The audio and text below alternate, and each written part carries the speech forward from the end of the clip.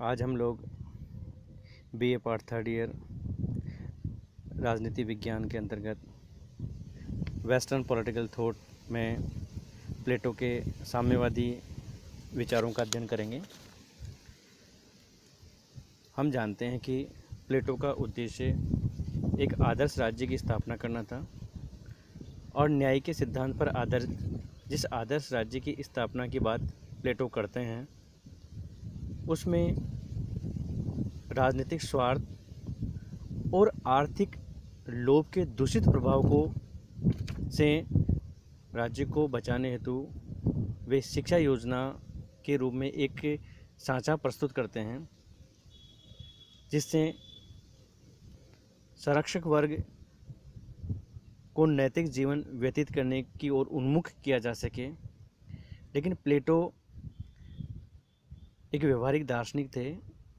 उन्हें इस बात से वे भलीभांति परिचित थे कि शिक्षा द्वारा शासक वर्ग में उत्पन्न संस्कार विपरीत वातावरण में समाप्त हो सकते हैं। व्यक्ति परिवार और संपत्ति के आकर्षण में फंसकर निजी स्वार्थ से वशीभूत होकर अपने सार्वजनिक कर्तव्यों की अवहेलना कर सकता है।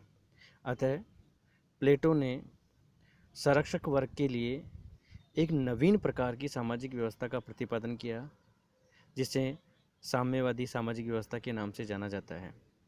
इसके दो प्रमुख तत्व हैं, एक संपत्ति विषयक साम्यवाद और दूसरा परिवार विषयक या स्त्रियों का साम्यवाद। प्लेटो के संपत्ति विषयक साम्यवाद का अध्ययन करने से पहले एक महत्वपूर्ण बात हमें ये पता होनी चाहिए कि प्लेटो ने जिस साम्यवादी सामाजिक व्यवस्था का प्रतिपादन किया है वह केवल संरक्षक वर्ग के लिए है। अर्थात प्लेटो की सामाजिक व्यवस्था में जो उत्पादक वर्ग है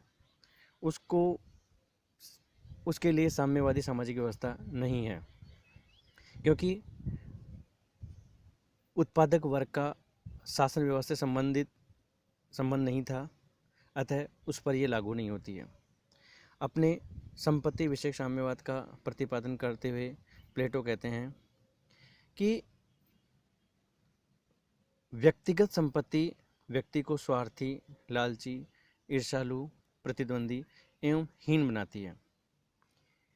एक ही व्यक्ति के हाथ में संपत्ति और शासन की शक्ति रहने से वह पथभ्रष्ट होकर भीषण परिस्थितियां उत्पन्न कर सकता है।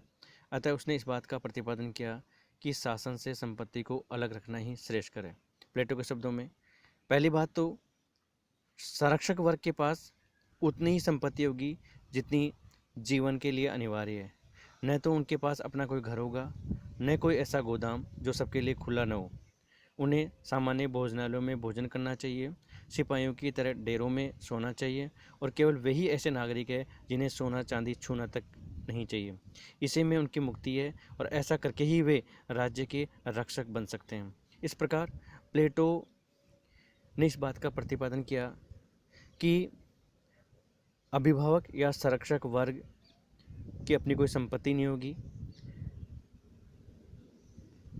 प्लेटो के इन संपत्ति विषय विचारों का अध्ययन करने के पश्चात निष्कर्ष हम कह सकते हैं कि प्लेटो ने जो ये संपत्ति विषयक साम्यवाद का प्रतिपादन किया है ये सभी नागरिकों के लिए नहीं है, ये केवल संरक्षक वर्ग के लिए, यद्यपि इसका उद्देश्य संपूर्ण समाज का कल्याण करना है।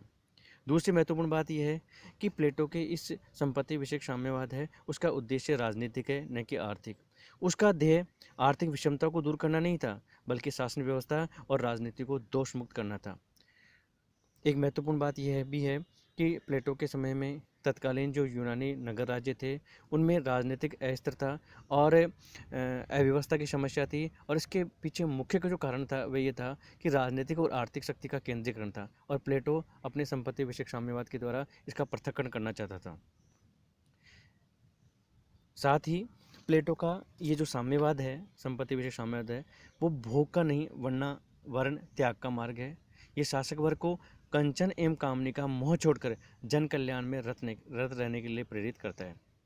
इस प्रकार हम देखते हैं कि प्लेटो ने अपने आदर्श राज्य को सुदृढ़ करने के लिए, आदर्श राज्य की शासन व्यवस्था को दोष मुक्त करने के लिए, संरक्षक वर्ग को संपत्ति से वंचित कर कर आदर्श राज्य को में राजनीतिक अस्थिरता और व्यवस्था की स्थापना करना चाहता है। प्लेटो के इस संपत्ति विषयक साम्यवाद की यद्यपि कुछ कमियां थी। सबसे पहले तो इसे अर्ध साम्यवाद कहकर इसकी आलोचना की जाती है, क्योंकि संपूर्ण समाज पर ही लागू नहीं होता। इसे अव्यवहारिक और नकारात्मक भी कहा जाता है, क्योंकि यह समस्त जनता के भौतिक कल्याण की बात नहीं करता, बल्कि एक वर्ग को संपत्ति का अधिकार देता है तथा दूसरे वर्ग को इससे वंचित कर देता है। इससे राज्य की एकता को हानि पहुंचती है। एक अन्य महत्वपूर्ण बात यह है कि यह मानव प्रकृति व स्वभाव के प्रतिकूल है।